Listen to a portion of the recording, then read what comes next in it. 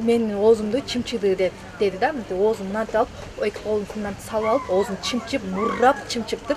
Ургандагы ошон үчүн мындай сүрөттө көргөндөй мындай көк болуп көгөрүп кетти. Оозу көгөргөн бала Дарыйка Медербек кызынын энеси болот. Ал көгала тактарды баланы бакчадан алганы барганда көргөнүн айтып даттанат. Айтымында 24 августтун таңында эгиздердин экөөндө тең эч кандай так болгон эмес. Бакчадан кайтарда биринин оозу көгөрүп калган. Тураса 4 жаштагы энеси тарбиясынын жардамчысы чымчылады деп айтыптыр.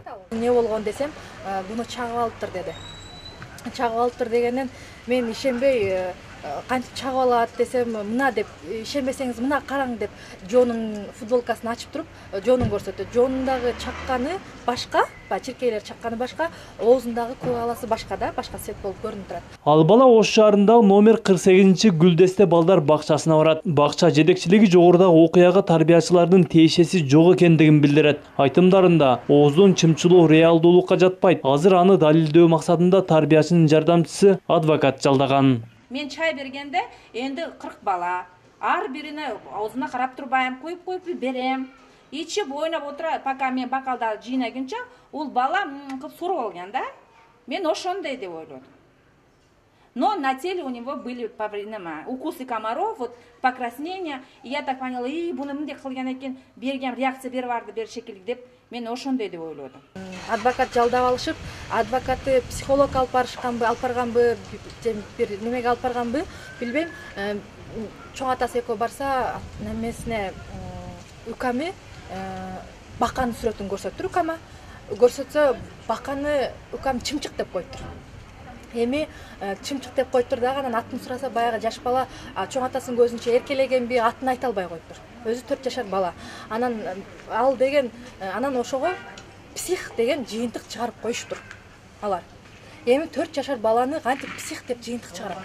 Учурда сөз болуп жаткан окуя боюнча милиция териштирүү жүргүзүп жатат. Анткени баланын апасы ишти иликтөө боюнча ички иштер башкармалыгына арыз жазган. Медициналык соттук экспертизада дайындалып, баланын денесине жеңил залал келтирген деген корутунду чыккан. Алгачкы жыйынтыкка ынанбаган ата-эне кайрадан экспертизага жиберген. Бүгүнкү күндө бул комиссиянын бизге жыйынтыгы келе элек. Ошол комиссиянын жыйынтыгына карап дагы ошол тергөө иштеринин нугу бурулушу мүмкүн. Тагыраак айта турган болсок, кылмыш иши козголуп туруп, ошол тиешелүү күнөөкөрлөр жазага алынышы мүмкүн. Тескерисинче, эгерде жеңил жаракат келтирилген болсо, ошого жараша дагы бирок жеңилирээк жаза салышат. Окуя боюнча Ош шаардык билим берүү башкармалыгы да өзүнчө териштирүү жүргүзүүдө. Анын жыйынтыгында тиешелүү адамдарга чара көрүлөт. Жардамчы тарбиячыга коюлуп атат тоомат. Тарбиячы менен жардамчы тарбиячы жок. Биз андай балага чымчып, уруу согуу болгон жок.